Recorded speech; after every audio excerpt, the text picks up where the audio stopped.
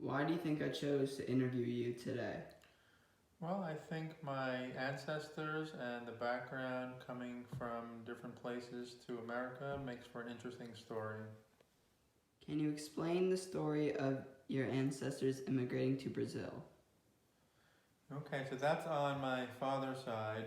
So when the Nazis invaded in Germany and Hitler and the Third Reich were taking over, a lot of the Jews fled Berlin, fled Germany, and a lot of them went to Brazil. Many went to Argentina, many went to other places, and so my father left and went to Sao Paulo, Brazil.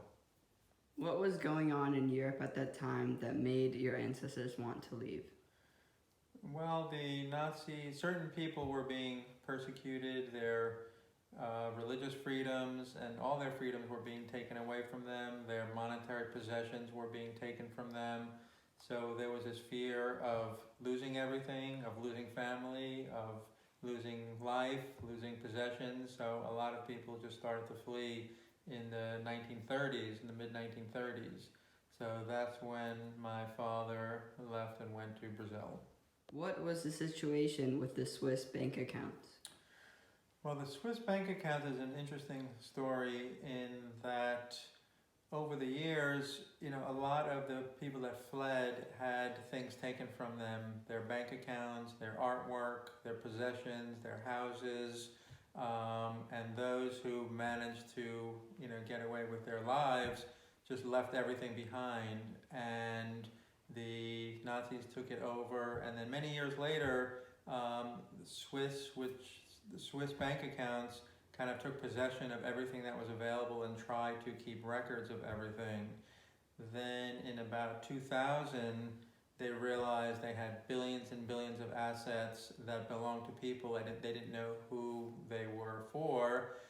They started some organization to try to distribute all the funds back to the families of the people who were killed or who were displaced.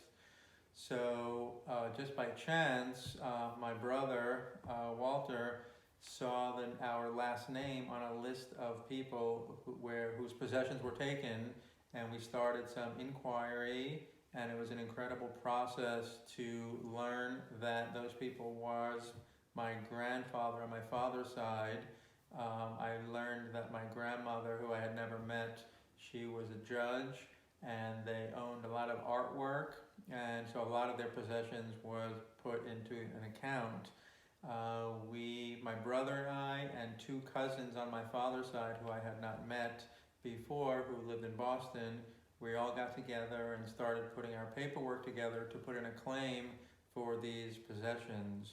And it took many years, and I'm happy to say that after many years that the organization, which was started by the World Jewish Federation, is the organization that put the claim in against the Swiss banks. They won, $32 billion or something like that, and of that it was distributed to, hundreds of thousands of people, and we got a settlement for the four of us. We were the four descendants of my grandfather and grandmother whose possessions were taken, and so we all split the inheritance basically four ways. Did you learn a lot from your family from this experience? Well, I always knew stories on my mother's side, of everybody coming to Ellis Island, and those stories were told over and over, but I grew up, my father died when I was young, so I didn't really know many of the stories, so the process of gathering information and paperwork and learning to put in the claim for the monetary funds was just an incredible process. Learning, I didn't even know my grandparents' names prior to that, so I learned their names, what they did, where they lived. So it was just a really rewarding process that I felt a little bit closer to them at the time.